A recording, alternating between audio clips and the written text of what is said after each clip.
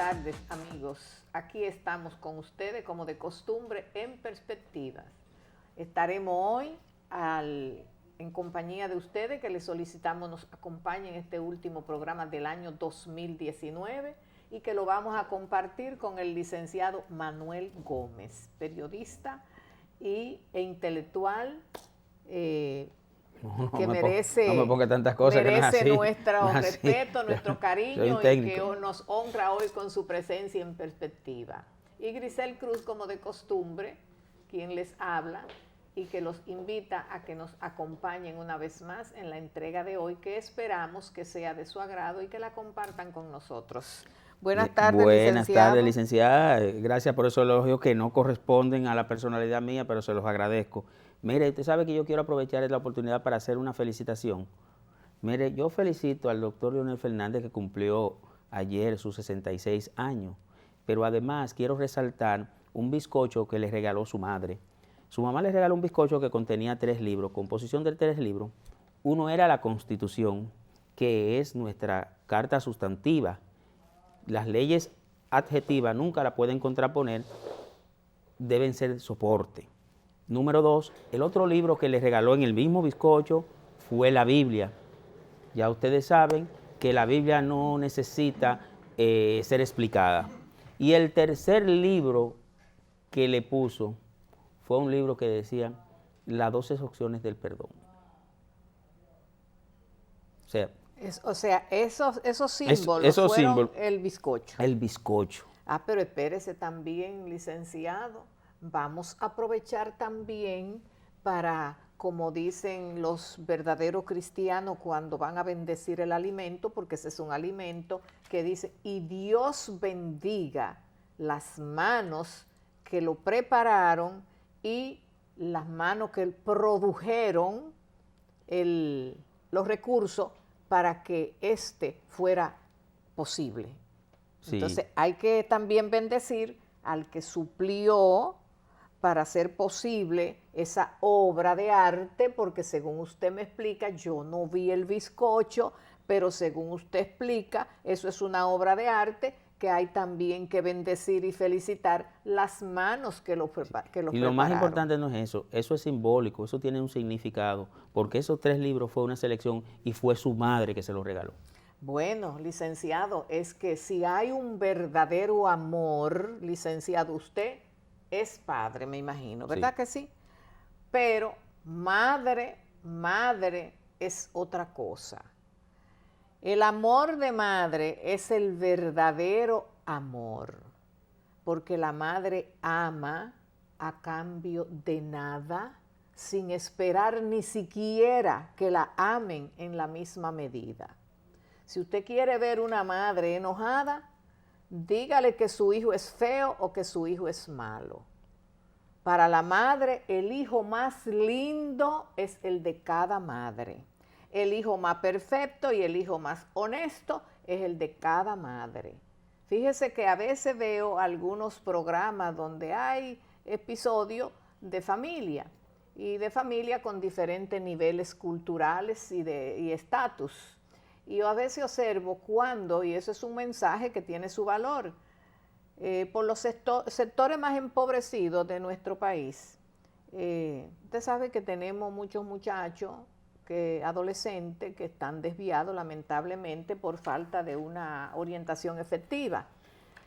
Y veo a veces en el escenario, que la policía llega a la casa de aquellos muchachos a requerirle una explicación por sus actuaciones. Y cuando sale la madre dice, no, mi hijo no ha hecho eso, pero posiblemente la madre tiene dentro las pruebas materiales, pero para la madre su hijo es perfecto, porque la madre sabemos lo que tenemos, pero nunca lo aceptamos y nunca queremos perder a nuestro hijo. Queremos ver a nuestros hijos felices y queremos que nuestros hijos sean ciudadanos decentes y el ciudadano ideal y el ser humano que nosotras quisiéramos, pero se nos van de la mano cuando ya son adultos y muchas veces ya no podemos hacer lo que se nos escapó en su infancia.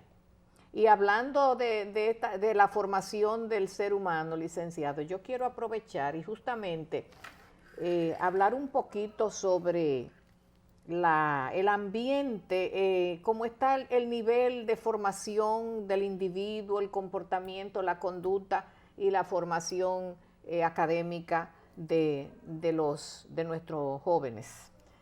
Estoy viendo y me preocupa muchísimo porque esas áreas, licenciado, me sensibilizan. Yo estuve conversando, y eso se lo estaba narrando hace un momento, estaba conversando con un intelectual, yo diría, y a propósito, licenciado, un paréntesis, murió este distinguido intelectual, don Carlos David. ¿A los cuántos años murió? Él era español, pero dio al pueblo dominicano toda su sapiencia, su intelecto. Carlos Davis fue mi profesor en la UMPU, cuando la UMPU fue formada por la crema y la nata de la intelectualidad dominicana. Yo veo con mucho pesar, licenciado, que en mi país los verdaderos pilares de la cultura y de la intelectualidad, no solamente de la intelectualidad dominicana, porque estos exponentes son íconos de la intelectualidad hispanoamericana.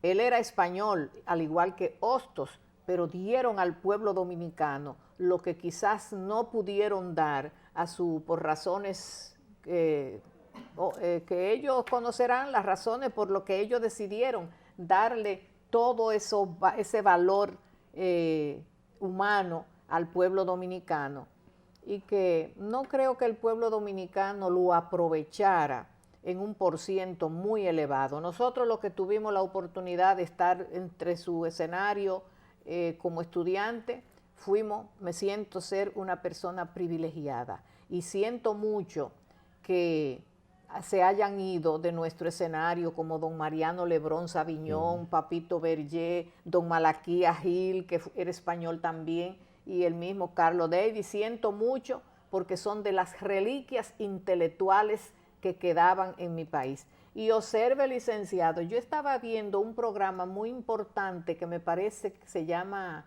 Hola América, de un periodista muy prestigioso, y él entrevista personalidades muy notables del mundo, y él estaba entrevistando a una escritora, apellido Navarro, y ella expresaba que la política está muy lejos de la ciencia y la intelectualidad.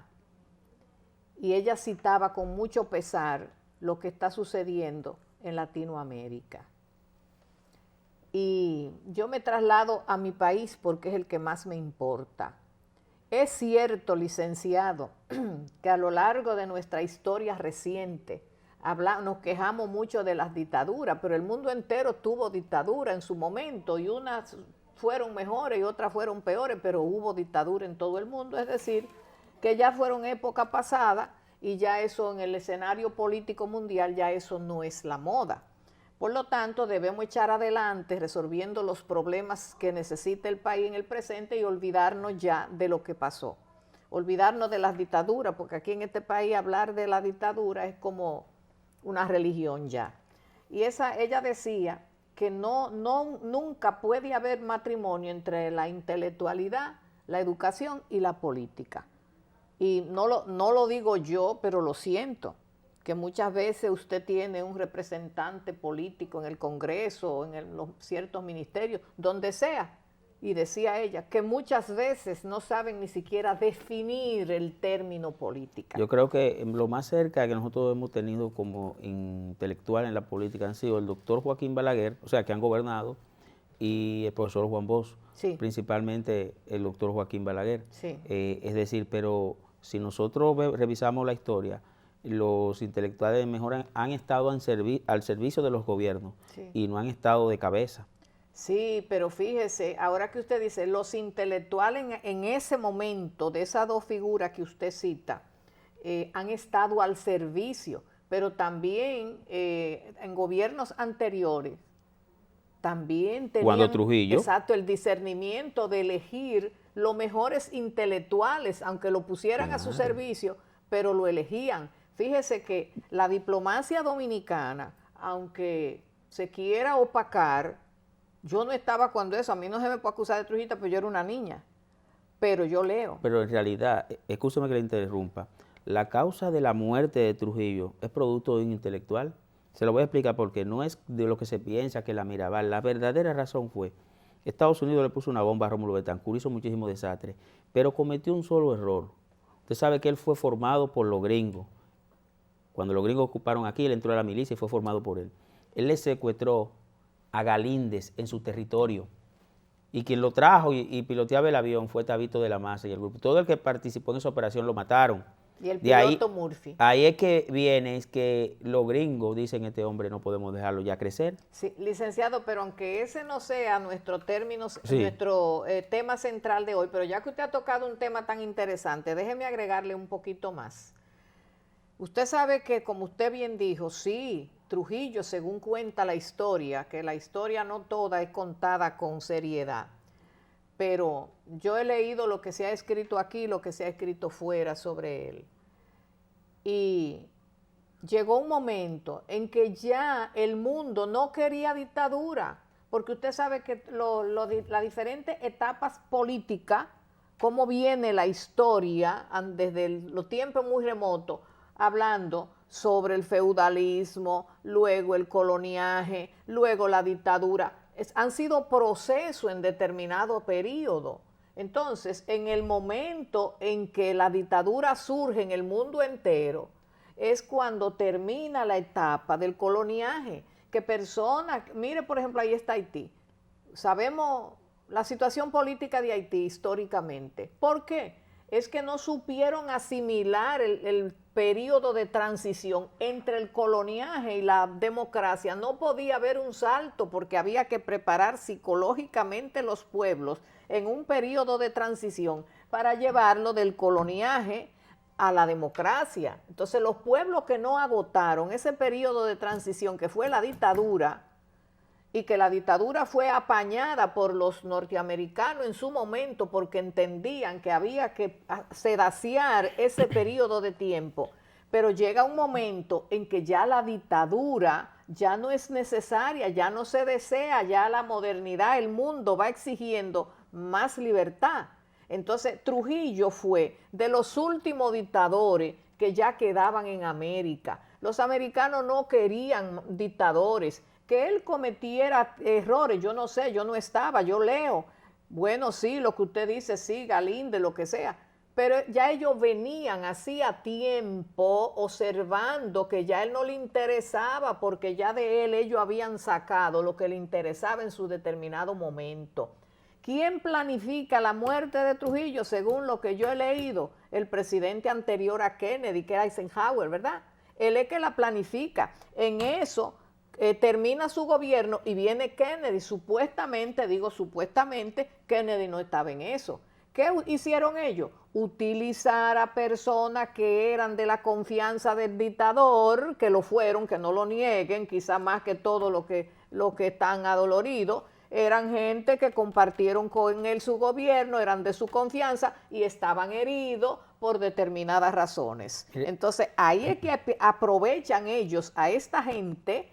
Fíjese que desde mi humilde entender, yo digo, bueno, pero ellos lo utilizaron porque ellos lo soltaron en banda, como dicen, y porque a los 3 días ya estaban una parte muerto y a los pocos meses fusilando a los otros. Eso quiere decir que lo utilizaron y lo soltaron en banda. Okay. Lo dejaron suelto. Mire, porque si ellos hubieran tenido un plan B estratégico para proteger a esa gente, porque ellos fue que lo pusieron en eso, esa gente estuvieran viva y esa gente estuvieran ocupando posiciones importantes en el país. Mire, pero mire lo que pasó. Número 1, las armas con que mataron a Trujillo la prohibieron los norteamericanos.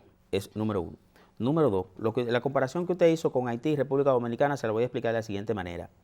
Luego que derrocan al profesor Juan Bosch, quien toma el poder es Joaquín Balaguer. Y no voy a explicar las razones para no abundar en el programa. Balaguer representó lo que se llama con el neotrujillato? El régimen de fuerza, que fue la etapa para pasar a la transición con don Antonio Gobán a la democracia representativa. ¿Qué pasó en Haití? Al caer la dinastía Duvalier, Haití quiso dar paso, teniendo a un poder militar como son eran los Tontón Macú, ahí, que viene siendo el neotrujillato que tenía Balaguer, quisieron un salto a la democracia de golpe. Ahí vino el problema. No vivieron la transición de crear un régimen de fuerza para dispersar esas fuerzas y inmediatamente destruyeron su aparato militar. Ahí vino el problema. Nosotros aquí nos criticamos, vamos a disolver la policía, vamos a disolver esto. No, ningún país, por más problemas que tengan sus instituciones, la debe disolver. Debe tratar de hacer una profilaxis y tratar de eliminar las cosas malas lo más posible. Eso pasó en Haití y Haití no ha podido levantar cabeza. Estoy hablando en términos estructurales, sin las razones económicas, que eso es una base fundamental para usted tener pleno control de un país. ¿Qué pasó en Bolivia? Si Evo Morales hubiese tenido todo el control, quien le da el golpe es las Fuerzas Armadas, quien sale pues, es que lo obliga a salir del poder. Entonces son estructuras que se deben mantener. Lo más importante, en Venezuela Maduro se ha sostenido porque tiene una base militar. Si Maduro logra o le logran conquistar esa base militar, ya inmediatamente se fue abajo el gobierno. Y eso hay que entenderlo, eso es algo axiomático y esa es una base que aunque no representa la economía de un país, pero sí la puede sustentar, porque lo más importante para un país es la seguridad y el control. Licenciado, y a términos jocosos, usted haciendo ese análisis sobre cómo se han podido mantener esos gobernantes en su país apoyándose en las Fuerzas Armadas, licenciado, pero es que usted ve ese término que a mí me choca tanto, que dice nuestra Constitución de que el pueblo es soberano, y yo me quedo, digo, pero qué bien, qué lindas suenan las palabras, las palabras escritas en literatura, qué bonitas se ven, qué poetas, qué poéticos fueron quienes la escribieron.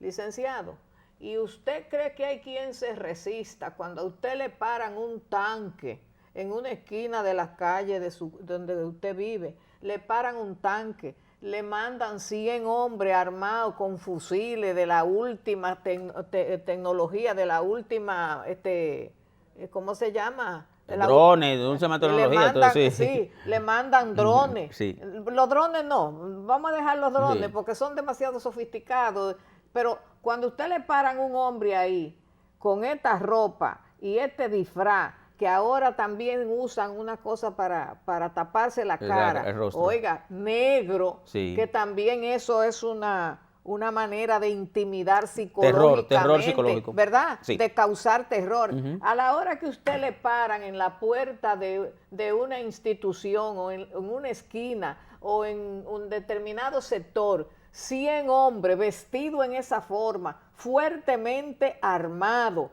unos tanques, unos aviones por arriba, unos barcos por allí, licenciado, y hay pueblo que se detenga. Le quiero hacer una pregunta. Oiga, se lo arrollan, no digo sí, yo, millones de personas, en fracciones de segundo, arrasan con un pueblo. Le voy a hacer una pregunta. Cualquiera se agarra de lo más fuerte. Y quiero que usted, que debe preguntarme usted a mí, pero yo le voy a preguntar a usted. Granada, bomba. ¿Y quién se resiste? Sí. Mire, quiero que me conteste esta pregunta con toda su honestidad que siempre usted le ha caracterizado. Usted, este programa es suyo. ¿Usted se atreve a decir todo lo que usted sabe? No, pero no. No, de la respuesta, ¿verdad? No. Entonces no podemos hablar de libre expresión, no, de libertad de expresión. No. Eso es una utopía. Licenciado, usted me ha hecho una pregunta comprometedora. Mire, yo nunca he sido gente de poder, ni mucho menos aspiro nada que signifique poder. No, porque yo entiendo que más poder que el respeto a los demás, eso es poder. Es respetar a los demás para usted saber exigir respeto a su persona, porque usted sabe que usted merece respeto, porque usted sabe que usted ha trabajado para eso. ¿Y qué más poder que ese? Claro, poder en términos subjetivos. Yo me siento que yo soy una persona con un poder subjetivo porque yo merezco respeto, porque yo respeto. Y a mí no me señala nadie de que yo en mi vida pasada yo he tenido que usar cosas incorrectas que no me correspondan, porque qué más poder que la educación del hogar, y yo creo que yo recibí suficiente poder del hogar para yo sentirme que soy una ciudadana respetable. Pero mire, en ese mismo término. Sí, que perdóneme que sí, quiero dígame. terminar. Yo nunca he sido gente de poder ni lo anhelo, pero yo he estado muy cerca. Lo sabemos. Las Lo personas sabemos. que me conocen Lo sabemos. saben que yo tengo tenía mis oídos muy afilados y mi vista muy buena para yo oír y ver Y callar. y callar las intríngulis del poder, que son oscuras, son desagradables, son feas, licenciados, son muy feas. Y yo sé de muchas cosas que si mi boca, yo no tengo valor para buscarme problemas, porque yo soy una mujer y conozco mis limitaciones y no voy a comprometer mi familia. Pero mis ojos y mis oídos vieron muchas cosas que si yo hablo, muchos altares de los que están muy altos se caerán, pero no es la intención. Licenciada, pero mire, con algo simple se atenta a la libre expresión y se atenta contra la democracia. Recientemente en la Navidad el COE dio un reporte que hubieron 12 muertos. Sin embargo, cada vez que yo leo los periódicos veo que mujeres son una barza. Incluso en Baní murieron 2 de 3 personas, un varón y 2 hembras. Una de bala perdida y la otra, una bala parece que intencional. Aquí hubo otra mujer que una bala perdida de un mayor que hizo un disparo, y también en el ensanche de Afé un haitiano, porque vio su pareja que estaba hablando con una persona en el celular, agarró y la mató a puñalada. O sea, estoy hablando de mujeres, además los casos. Y el COE le prohibió a los centros traumatológicos y de salud a que den reporte. Eso es coartando la libertad, porque las cosas deben ser transparentes. Si usted te coge los reportes de los centros médicos, yo como comunicador que quiera un dato, ¿por qué no está autorizado a darme ese centro de salud el reporte? Porque es el mismo que le va a dar el COE. Si estamos trabajando transparente, no se quiere, porque políticamente lo que se quiere es siempre dar una cifra menor. Pero además, yo siempre he mantenido que la cifra no debe ser de muerte, sino que hay cantidad de accidentes, qué cantidad de incidentes, qué cantidad de intoxicación alcohólica, por ejemplo. Eso es lo que debemos ver, no el resultado, porque es posible que una persona tenga un accidente fatal y los médicos la salven, pero otras no. Lo que tenemos que ver es la cantidad de hechos que ocurren, no el resultado, la cantidad de muertos. No es que va a hablar del éxito de un operativo, es si estamos haciendo la cosa bien. ¿Y cómo la sabemos? Es la cantidad de accidentes lo más importante, la cantidad de gente intoxicada, la cantidad de incidentes. Ahí es que debemos evaluar, no nos centremos en la cantidad de muertos, eso alimenta el morbo. Entonces yo creo que decirle a los centros traumatológicos que no pueden dar datos porque es el COE que debe dirigir. Primero, un centro médico no va a inventar, va a dar datos de las personas que lleguen y los resultados y cómo estén. Entonces eso atenta a la libre expresión y es un medio dictatorial también que están implementando. Esa es mi manera de ver. Yo no creo, y me excusan, pero yo tengo el derecho también a yo ver a mi manera. Yo no creo, licenciado, en ninguno de los informes que se publican en el Estado. Yo no creo. Yo he estado cerca de donde se elaboran informes. Y esos informes se elaboran maliciosamente, se maquillan para quedar bien, la gente, cada quien conservando el decreto que lo designa en determinadas posiciones. Yo no creo en eso, todo eso es maquillado, licenciado. Mire. Pero para terminar, hablan de feminicidio cuando matan a una mujer, pero un señor, mire lo que hizo, agarró una escopeta, le cercenó la mano a su pareja con la escopeta. Luego salió en un vehículo y se volcó, salió del vehículo y se suicidó de un cartuchazo. Pero así como le voló la mano, le pudo haber volado la cabeza. Entonces nosotros no tenemos que ver los feminicidios por la cantidad de mujeres que mueren. Es el dato que yo digo, para buscar soluciones tenemos que ver la cantidad de violaciones contra la mujer. Ese es el número que tenemos que ver y actuar en base a eso, no en base a la cantidad de las que mueren. Licenciado, ¿y usted escucha a los determinados funcionarios de determinada área hablando de la eficiencia de su trabajo, hablando de la satisfacción que reciben sobre la ejecución de su trabajo? Licenciado, y yo cuando lo veo hablando, digo, pero ellos están desconectados de la realidad, ¿eh? Y no hay más ciego que el que no quiere ver. La prensa, como usted citaba, aquí en este país, y digo de mi país porque a mí no me importa otro, primero el mío y después lo demás.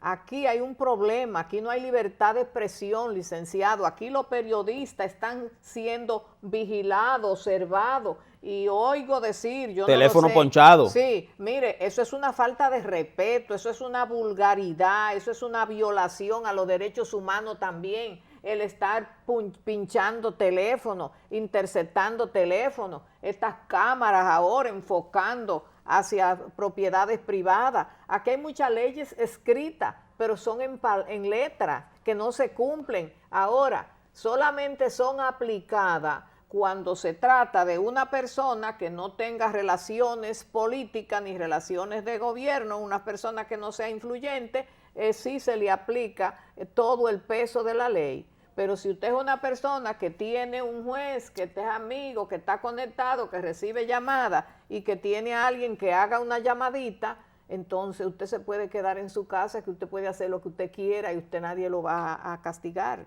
Entonces, los periodistas, licenciados, que dicen aquí la verdad, están siendo perseguidos. La gente aquí no se atreve a hablar lo que ve porque tiene miedo a ser condenado, a ser sometido a la justicia y metido allí a Najayo. Bueno, entonces, licenciado, yo pienso que el Colegio de Periodistas, su participación en defensa de los periodistas ha sido muy tímida.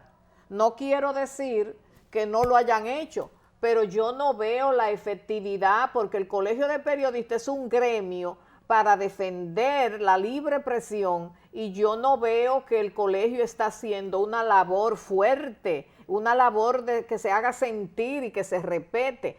Es más, licenciado, voy a decir algo aquí, que lo voy a decir a media, perdone. Antes de eso, discúlpeme, porque tengo que aclarar algo que usted dijo.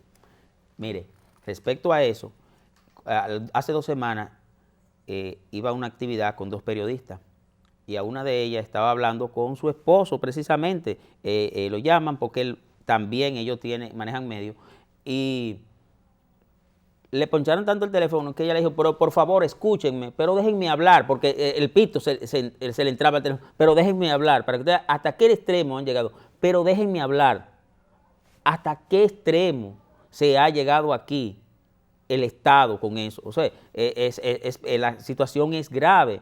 Y lo referente a los periodistas, mire, aquí hay un problema, que la política lo ha contaminado todo. Por ejemplo, usted me va a decir a mí, mire, ahora mismo hay un caso que es viejísimo y recientemente lo acaba de descargar la justicia por insuficiencia de pruebas.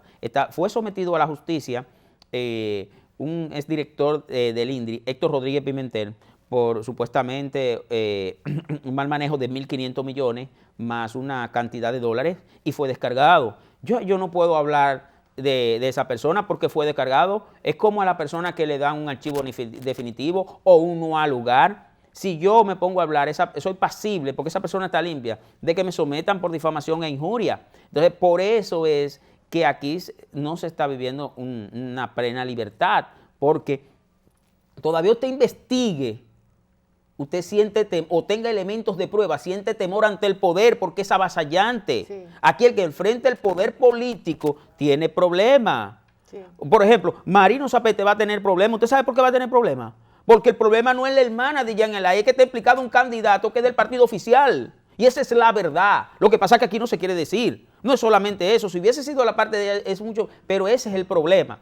Que no solamente afecta a la hermana de Jean Alain, sino a un candidato del partido oficial. Entonces, imagínese usted. Licenciado, mire, la situación de la libertad de expresión es tan cuestionable que uno tiene que conformarse. Cuando yo le digo, yo no creo en los informes porque son muy maquillados para quedar bien y mentirle al pueblo. Mire, con la creación de las oficinas en cada institución de la información pública, esa gente le dice la ley que en 15 días deben contestar. A veces, mire, tratan tan mal a la persona que requiere una información. Yo misma, a mí me ha pasado, yo me siento mal, yo me siento empujada y muchas veces la respuesta que deben dar es diferente a lo que usted pide, cuestión de salir de usted rápido sin darle una respuesta contundente. ¿Y qué podemos hacer? Que envíe una comunicación para contestarle, pero sabemos que cuando Mire, usted le envíe perdiendo tiempo. Yo le voy a poner un ejemplo. Como aproximadamente en el año 2008, yo tenía un compañero que se quitó la vida tomando una sustancia. Y me tocó investigar. Yo voy al Palacio de la Policía. Cuando me enseñan el reporte, yo todavía no sé qué pasó, no sé de nada. Dice el legista que levanta, asfixia por inmersión. Cuando me enseñan las fotos, su documento y todo, le digo yo al oficial que está ahí, pero dígame usted, ese señor tiene asfixia por inmersión, pero todo su vestuario está seco, sus documentos están secos, todo está seco. Dice el concho, esos legistas levantan y el acta. Hicimos un deceso al lugar donde fue, porque fue cerca del mar, pero estaba lejos. Y encontramos hasta la sustancia, parte, sobrecito de la sustancia que ingirió, hasta la botellita de agua, hasta un t-shirt que era parte de su pertenencia. Oiga, después, eso fue al otro día que encontramos eso. Después yo hice otras investigaciones de otra causa, pero para que usted vea que el primer informe, asfixia por inmersión, eso significa que una persona que estaba en el agua, sin haber esa persona estado cerca del agua, solamente se bebió un poco de agua con una sustancia, pero como el legista levantó y ponen eso y llenan el acta, ya por eso los informes, uno no le cree si uno no lo investiga, y eso yo lo viví.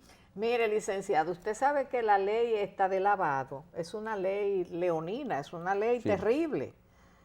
Pero la ley indica que cuando se decomisan los bienes, y le voy a hacer esta anécdota porque yo la viví, cuando se decomisan esos bienes, que muchas veces son bienes millonarios de estas personas que sabemos que la persiguen, di que la persiguen, pero nunca se da una explicación satisfactoria cuando incautan estos bienes millonarios de esta gente millonaria, usted sabe a quién me refiero. Ese mundo no lo toco porque yo soy una persona muy cobarde y no se le puede declarar la guerra a un enemigo poderoso porque es la guerra del huevo y la piedra. Entonces, no se puede, licenciado, luchar contra una corriente tan fuerte. Pues mire, yo voy al departamento de bienes porque yo, cumpliendo con el mandato de la ley, yo voy creyendo porque yo soy una persona que he pasado mi vida en las aulas y yo tengo que, como profesora del área, saber lo que le estoy diciendo a mis alumnos, porque estos muchachos hoy día saben tanto y están tan avispados que uno no puede ir al aula en el limbo, porque usted tiene que saber y esperar una pregunta de un muchacho que puede ser muy inteligente más que el profesor, y usted tiene que tener respuesta para satisfacer sus inquietudes. Pues yo, en vía de que yo soy una persona que tengo que mantenerme académicamente actualizada, me leo la ley y voy a la Procuraduría Vieja, que es donde están los departamentos de bienes incautados y los almacenes y esta cosa. Digo, bueno, déjame ya familiarizar con el área. La ley establece que esos bienes deben ser puestos en pública subasta y que todo aquel y puesto en un periódico de mayor circulación para que toda la nación, tanto nacional como internacional, se entere y participe en esa subasta. Si usted puede adquirir cualquier bien de eso, claro que ya eso debe tener una sentencia irrevocablemente definitiva para ponerse en subasta.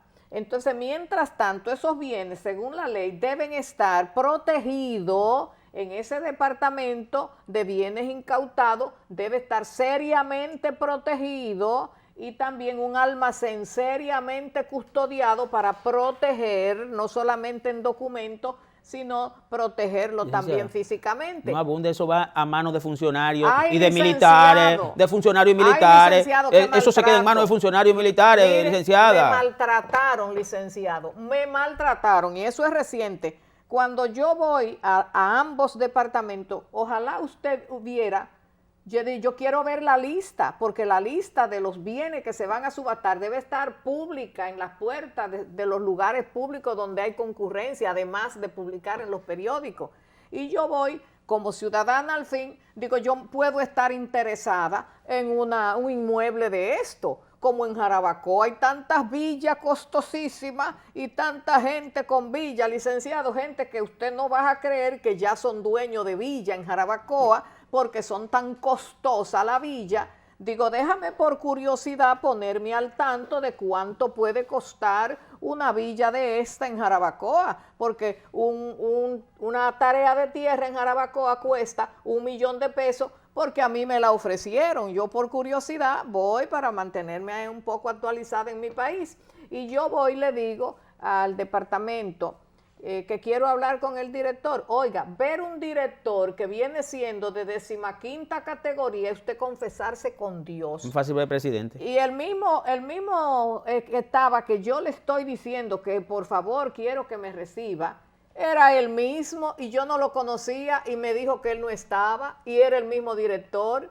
Y me mandó una persona que yo no sé el rango que debe tener para que hablara conmigo. Y yo comencé sanamente, licenciado, a pedirle la lista. Déjeme ver los bienes que pasaron y las últimas subastas y lo que vienen, porque yo estoy interesada. Le digo sanamente, ingenuamente. Y cuando yo comienzo a decirle, la lista debiera estar en esta puerta, pero yo no la veo, por favor, deme una copia. Porque eso es lo que dice la ley. Oiga cómo me contesta la señora, muchachita que me mandaron. Ay, ni su nombre me lo quiso dar. Yo no estoy autorizada, señora, a dar ni siquiera mi nombre. Digo, ¿y por qué? Dice, porque no me dieron permiso y lo primero que me dijeron es que venga donde usted a saludarla, pero que tenga cuidado con la respuesta. Digo, pues entonces, perdóneme, no me haga perder el tiempo cuando usted ni siquiera puede decir su nombre y con un teléfono grabándome ahí. No me diga la institución, pero diga la sigla. Oh, pero allá de los almacenes y el departamento de los bienes incautados, la Procuraduría Vieja, licenciado, y de ahí para salir de mí, digo, perdóname, no me grabe porque yo sé que tú me estás grabando, yo no sé por qué, porque yo soy una ciudadana que tengo derecho a venir aquí a decirte que quiero comprar una casa de esa en Jarabacoa. Y me dice, ay, es que me dijeron que no, pues vaya allá arriba, en la otro, donde él literatura y qué sé yo qué. Cuando voy, ahí fue que fue peor. Y le digo que yo salí demoralizada de ahí. El trato que me dieron no fue el trato que yo entiendo que se le debe dar a un ciudadano en una institución. Y salí muy decepcionada. No me la dieron. Nadie estaba autorizado y eso es público. Entonces, ¿para qué sirven las leyes si no se van a cumplir? Y nosotros los ciudadanos, ¿cómo somos tratados? Como borregos. A nosotros no se nos dice la verdad. ¿Dónde van a parar esos bienes incautados que son millonarios? Jipeta, carro, prenda, villa. ¿Dónde están? Que son millonarias. Licenciada, el día que aquí se decidan a auditar a los funcionarios públicos, a los generales castrenses que han tenido funciones de alto rango, como el ministerio y la de 3 dependencias que tenemos, a todos, y hacerle un cálculo, coger 10 años, cuánto tenían, cuánto tienen y cómo se puede justificar, otro gallo cantaría. Pero aquí no se va a hacer eso. Lo primero es que le voy a decir, por ejemplo, en el caso de la actual gestión, la Cámara de Cuentas está secuestrada. Es un organismo inoperante. Para mí es un organismo inoperante, que no tiene razón de ser. Porque una verdadera Cámara de Cuentas, aquí tuvieran muchas personas rindiendo cuentas, comenzando por las declaraciones juradas. Entonces, para mí es un organismo infuncional. Ahí lo que hay es una balsa de coge cheque, para mí. Pero cuando yo digo para mí, usted sale a hacer una encuesta en la sociedad y la gente le va a responder lo mismo. Ahorita usted me leyó una información y me habló de espectáculos públicos. Y yo le dije a usted que de qué usted me está hablando, que si eso existía. Porque la última vez que yo entendí que existía era cuando estaba la difunta, doña Zaida Ginebra Viuda Lobatón. Ida Ahí sí. hizo una gran labor Ahí al sí país. existía, pero ya no existe. Con el perdón de los incumbentes, pero es algo subjetivo. Tal vez yo soy el único dominicano que tiene esa percepción, porque aquí hay que hablar así. Aquí No, hay que hablar así. licenciado, no es usted el único. Lo que pasa es que usted sabe que las personas que tienen cierto nivel académico, yo me incluyo, porque yo me he pasado mi vida con un libro en la mano, enterándome de lo que pasa. Yo no soy una intelectual profunda ni acabada, pero tampoco soy una borrega para que a mí se me trate como tal. Yo le decía a usted, licenciado, que en mi país hay una degeneración tan grande y por eso yo lamentaba que se fueran a destiempo don Mariano, Carlos David, gente de ese nivel que nunca incursionaron en política, y yo le decía al principio que la política y la ciencia no pueden nunca estar de la mano porque nos encontramos en el Congreso con políticos, y yo lo conozco, no lo voy a mencionar por prudencia, que no saben leer ni escribir. Yo sé, yo lo conozco y por eso lo digo. Y quizá aparecen otros que hayan hecho un tercer curso, un quinto curso, un octavo curso, que sean bachilleres, pero eso no es lo correcto, licenciado. Para usted hay que representar un pueblo. Aquí hay muchas personas que son académicamente personas ilustradas, pero no son valoradas. Fíjese cómo viven los intelectuales que no incursionan en política en este país. Viven en condiciones económicas muy estrechas, en condiciones precarias, que da vergüenza como políticos que no se le acercan ni para mensajeros de esas personas que son los exponentes de la letra y la cultura, tienen que vivir con hambre, y políticos semianalfabetos, hablando de miles y miles de millones de pesos y haciendo exhibicionismo de un derroche de lujo y de bienes costosísimos, aviones, yates, prendas, viajes, apartamentos fuera, y los intelectuales pasando hambre. Y déjeme aprovechar para hablarle, cuando usted citó a doña Zaida, mire hasta qué punto llegan los políticos de mi país, y hay una degeneración tan grande que ellos no se dan cuenta que lejos de contribuir al desarrollo del país, lo que están es maltratando las generaciones presentes y lo que vienen, y deformando la mentalidad de los educandos.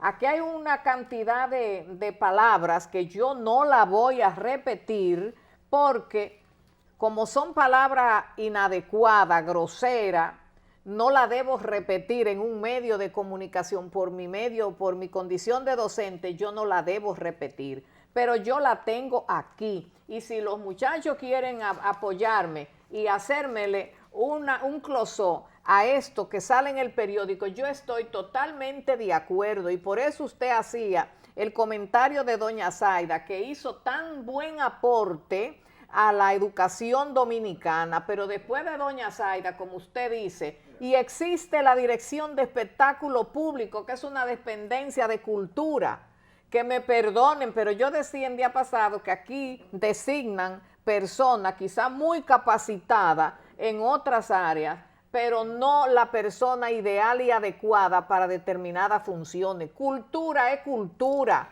Eso no es de que arquitectura, ni sí, es pero nada de eso. muchas veces puede que la persona tenga la preparación, pero si no hay voluntad política para ejecutar acciones. O hacerse rodear de personas capaces, como hacía Trujillo, que lo mencionamos al principio, él no tenía ese nivel académico, pero él se hacía rodear de personas cultas, de las más brillantes del área y hasta fuera del país. Pero, por ejemplo, sin discriminar al género urbano, pero ahí espectáculo público es que tiene que poner los controles. ¿Por qué a esos exponentes no se le debe atacar?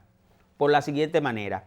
Si esos jóvenes que nacen en un barrio, vamos a coger un barrio cualquiera, La Ciénaga, lo que ve es droga, lo que ve es violencia, lo que ve es prostitución, se maneja en ese mundo, ¿qué es lo que va a expresar? Es la cultura que él nació, que vivió, es lo que va a expresar. Entonces, por eso a él yo no lo acuso. Ahora, espectáculo público es que debe trazar las normas y llamar, mire, joven, yo sé que esa es la expresión cultural de lo que usted ha vivido, de lo que usted ha visto, pero eso se debe expresar de esta manera. Licenciado, y otra cosa, usted sabe que los políticos están usando esos términos en su campaña y por eso me movió a hablar de esto en este programa. Los políticos que saben que la población nacional, en casi un 40%, son personas con un nivel cultural cuestionable, por no decir otra palabra, ellos se van por esos sectores empobrecidos en toda la extensión de la palabra,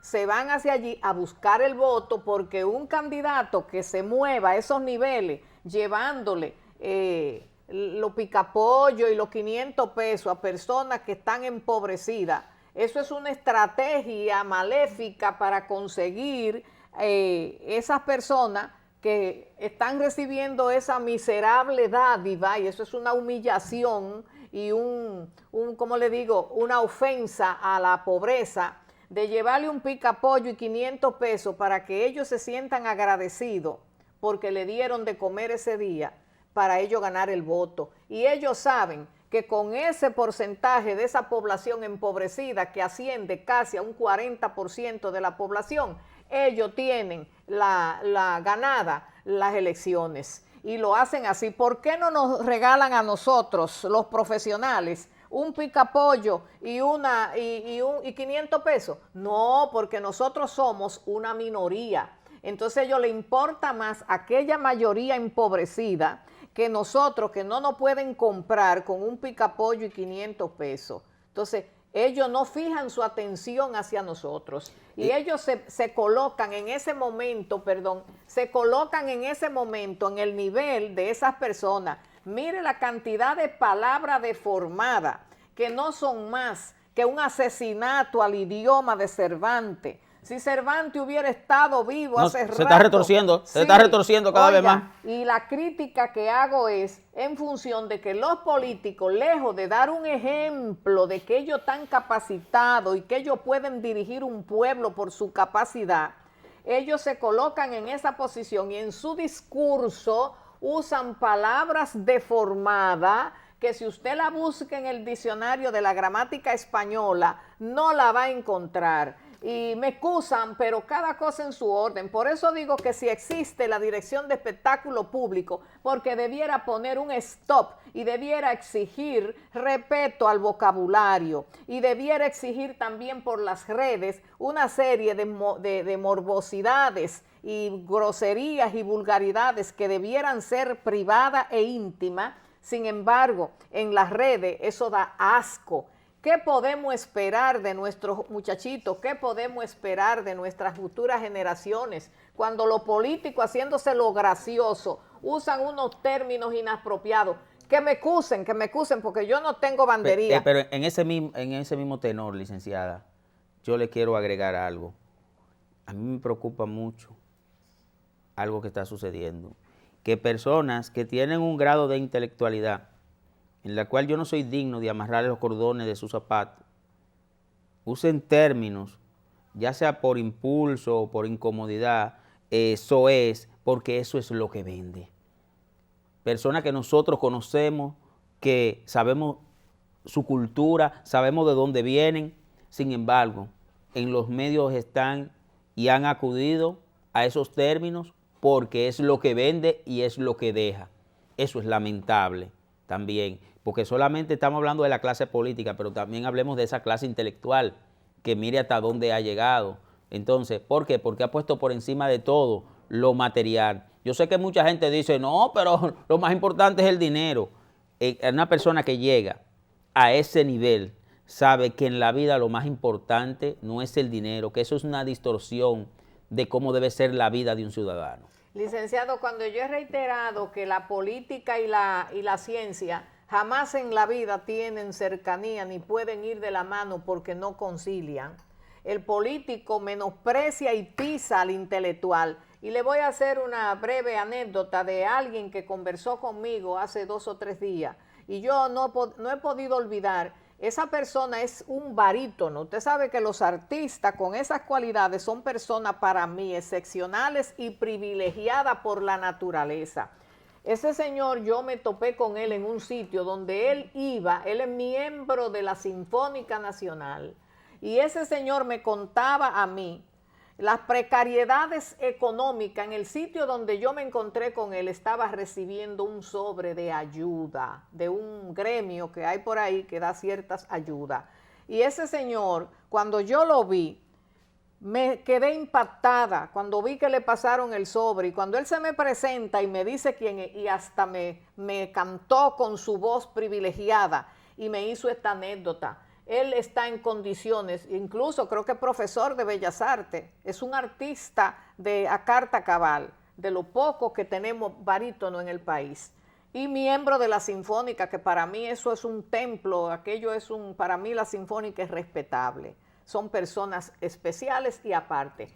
Y oiga, ese señor recibe su sobre de ayuda, me habla de cómo él vive, y me dice que en una ocasión él se vio en una situación de tan poco dinero que él ha ganado en su vida como barítono aquí en este país, que él se valió de alguien influyente para que lo llevara a la presencia del presidente de turno en ese momento. Digo, estoy hablando de turno, no necesariamente estoy señalando ningún presidente, pero el presidente de turno. Él es un señor que está por los 60 por ahí. Me dice que cuando lo llevan, él, para hacerse gracioso y para no salir derrotado del palacio, incluso le hizo una demostración de su voz al presidente, porque él estaba en necesidad y fue a pedirle al presidente que le diera o un puesto o algo. Pero se supone que si este señor le dice que es miembro de la Sinfónica Nacional y que este señor está en estas condiciones, y mire las cualidades naturales que tiene, que son excepcionales, oiga lo que él me dijo, que después que él se hizo hasta el gracioso y le mostró su voz al presidente, no es el presidente de turno, no se vayan a ofender, pero esta gente son muñoñas, el presidente le dijo ya cuando se despedía que sí, que tenía un cargo para él. ¿Y usted sabe cuál fue el cargo, licenciado? Y él me lo contó a sí mismo, y lo que estábamos nos miramos la cara.